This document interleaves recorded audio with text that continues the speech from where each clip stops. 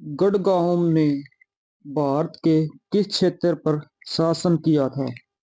तो इसका आंसर होगा भाई कन्नौज। गढ़गांव ने भारत का कन्नौज क्षेत्र पर शासन किया था। कन्नौज का गढ़गांव वंश एक राजपूत राजा था जिन्होंने मध्ययुगीन काल के दौरान कन्नौज क्षेत्र की सत्ता संभाली थी। ये कला के संरक्षण में हिंदू धर्म के समर्थन के लिए जाने जाते थे। गढ़वाल वंश की स्थापना चंद्रदेव द्वारा की गई थी। ठीक है भाई। ये गढ़वाल ने जो भारत का अगर पूछ ले कहाँ पर शासन किया था, कन्नौज पर। इनकी जो कला थी कौन सी थी? हिंदू धर्म के प्रति हिंदू धर्म को मानते थे या संरक्षण करते थे। और राजपूत वंश था भाई इनका। गढ़वाल वंश एक राजपूत राज्य वंश था। इसकी स्थापना किसने की थी? गढ़वाल वंश की स्थापना की थी वही चंद्रदेव ने। चंद्रदेव ने इसकी स्थापना की थी। और राजपूत वंश था इनकी। जो ये कहाँ पर थे? मध्ययुगीन काल के दौरान थे। और ठीक है भाई। और देख लियो कदा। दिल्ली शहर की स्थापना किसने की थी? तो इसका आंसर भी तोमर। और किसमें आया है? सीपीओ एसआई 5 जून 2016 में आया हुआ प्रश्न है भी ये। किसने की थी? तोमर राजवंश ने। तोमर राजाओं ने इसकी स्थापना की थी दिल्ली की, जो आज आज के समय में भारत देश की राजधानी भी, हमारे देश की राजधानी भी है भाई। सबसे प्रसिद्ध चाहमान शासक कौन था? तो सबसे जो प्रसिद्ध चाहमान शासक था पृथ्वीराज द्वितीय, जिसे हम किसके नाम से जाने जाते हैं? जिसे हम जानते हैं पृथ्वीराज चौहान के नाम से भी जाना जाता है। और बहुत ही प्रसिद्ध शासक हुआ भाई ये। इसने मोहम्मद गोरी को 1191 में त्राइन के युद्ध में हराया था। किसने?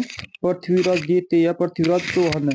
लेकिन 1192 में ही पृथ्वीराज चौहान को पराजित का सामना करना पड़ा मोहम्मद गोरी के हाथों से। ठीक है। पहले तो 1191 में मोहम्मद इसने पृथ्वीराज चौहान ने हरा दिया, लेकिन 1192 में ही अगले साल ही मोहम्मद गोरी ने इसको हरा दिया था। पृथ्वीराज चौहान का बहुत ही महान शासक हुआ है भाई ये चाहमान राज्य का। अरब यात्री सुलेमान किस शताब्दी के मध्य में भारत आया था? तो इसका आंसर होगा भाई सी, 9वीं सदी में। अरब यात्री सुलेमान है भाई, जिसे हम सुलेमान अल ताजिर के नाम से भी जाना जाता है। 9वीं शताब्दी में मध्य में भारत आया था। यह एक अरब यात्री और व्यापारी था।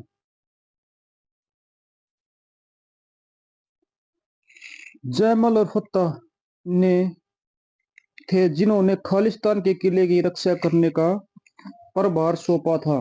तो कौन से किले का प्रभार सौंपा था जयमल और फत्ते को? चित्तौड़ का।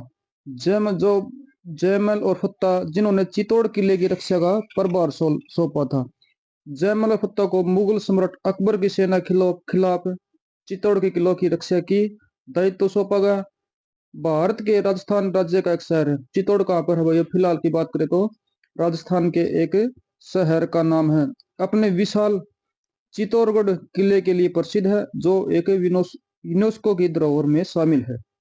यूनेस्को की धरोहर में भी शामिल है भाई चित्तौड़गढ़ का किला।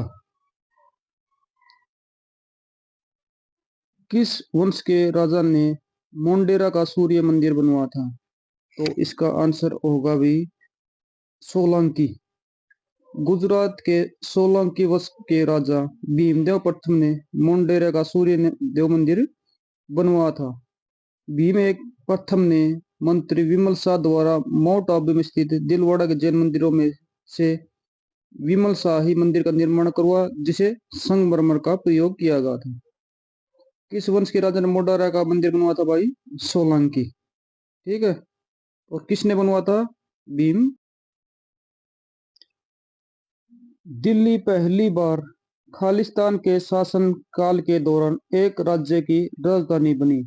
तो इसका आंसर होगा भाई तोमर राजपूत।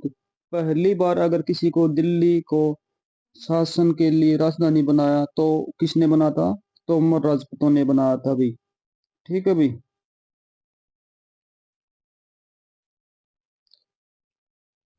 किसने वैष्णिक दर्शन का मूल पाठ लिखा था? तो इसका आंसर होगा भाई कणाद। कणाद ने वैष्णिक दर्शन का मूल पाठ लिखा था। ठीक है। और ये एक भारतीय दर्शन है, यह एक स्वतंत्र भौतिक विज्ञानवादी दर्शन भी है। ठीक है भाई, किसने लिखा था? कणाद ने। निंगथौजा राजवंश भारत के किस राज्य पर शासन किया था? तो इसका आंसर होगा भाई मणिपुर। निंगथौजा राजवंश ने भारत के मणिपुर राज्य पर शासन किया था। इस राजवंश की स्थापना 33 ईस्वी में राजा नोडल लेरल पकगाबा ने की थी। निंगथौजा जो राजवंश है इसका शासन था कहाँ पर? मणिपुर में। और इसके राज्य का कब स्थापना हुई थी? 33 ईस्वी में। और इसका जो राजा था कौन सा है? नोडला लेरल पकगाबा ने की थी। MTS 14 अक्टूबर 2021 का प्रश्न है भाई। ये प्रश्न भी पेपर में आया हुआ है।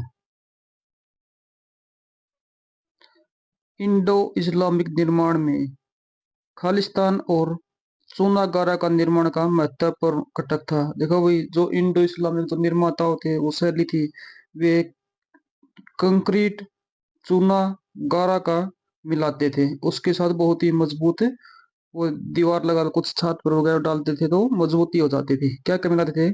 कंक्रीट और चूना। किसने 712 ईस्वी में भारत पर आक्रमण किया था? तो इसका आंसर होगा भाई मोहम्मद बिन कासिम। मोहम्मद बिन कासिम के बारे में थोड़े बहुत बताऊं आपको। देखो भाई, यह जो मोहम्मद बिन कासिम था ना, मुस्लिमों द्वारा पहली बार आक्रमण, सफल आक्रमण था, जो 712 ईस्वी में अल अरब आक्रमणकारी मोहम्मद बिन कासिम ने किया था। और इसने कहाँ पर किया था? 712 ईस्वी में सिंध पर विजय प्राप्त की थी। उस समय जो सिंध का राजा था दाहिर, दाहिर नाम का जो शासक राजा वहां पर राज करता था। फ्रांसीसी ग्रंथ चचनामा में अरबों द्वारा सिंध पर विजय प्राप्त की जानकारी मिलती है। और ये हमारे जानकारी कहाँ मिलती है? जो एक फ्रांसीसी ग्रंथ है चचनामा। और एक बात और नोट करने वाली है भाई, देखो कई पुस्तकों में तो 712 ईस्वी में आक्रमण दिखा रखा है और कई पुस्तकों में 711 ईस्वी में आक्रमण दिखा रखा है। अगर 711 या 712 दे रखा है तो आप दोनों में, अगर अल ने एक दे रखा तो कौन सा 711 देगा? 711 करोगे। 12 दे रखा है तो 12 दे दो होगे। और दोनों साथ में नहीं आएंगे, कभी भी आएंगे तो उसके बाद एचएसएससी देखेगी उनको। और कब का पेपर में आया है?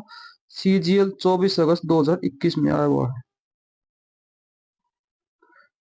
किस तुर्क शासक ने भारत में 1000 और 1026 ईस्वी के बीच 14 बार आक्रमण किया? तो इसका आंसर होगा भाई मोहम्मद गजनवी। मोहम्मद गजनवी ने भाई भारत पर 17 बार आक्रमण किया था। 999 से 1027 के बीच आएगा भाई। ठीक है। प्रसिद्ध अरबी विद्वान अल बुरूनी 11वीं शताब्दी में खालिस्तान के साथ भारत आया था। तो इसका आंसर होगा भाई मोहम्मद गजनवी। प्रसिद्ध जो विद्वान है भाई अल बुरूनी, मोहम्मद गजनवी के साथ भारत आया था। इसका नाम वास्तव में नाम तो था अब्बू रहमान था। किताब उल हिंद अरबी भाषा में लिखी गई अल बुरूनी की महत्वपूर्ण कृति थी। राजा जयपाल और मोहम्मद गजनवी के पेशावर का युद्ध किस वर्ष लड़ा गया था? तो इसका आंसर होगा भाई 1001। राजा जयपाल और गजनवी के मध्य पेशावर का युद्ध 1001 में लड़ा गया था। इस युद्ध में राजा जयपाल की हार हुई और इसी के साथ भारतीय उपमहाद्वीप में मोहम्मद गजनवी की सक्र आक्रमण की शुरुआत हुई। राजा जयपाल हिंदू शाही राजवंश के शासक थे।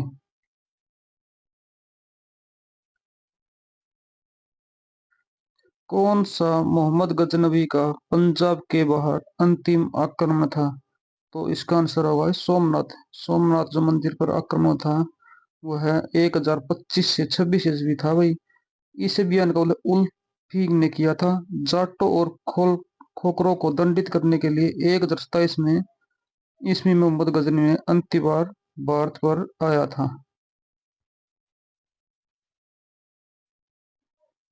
गजनी के सुल्तान मोहम्मद ने किस प्रसिद्ध भारतीय मंदिर पर हमला किया था? तो इसका नाम है भाई सोमनाथ मंदिर, गुजरात।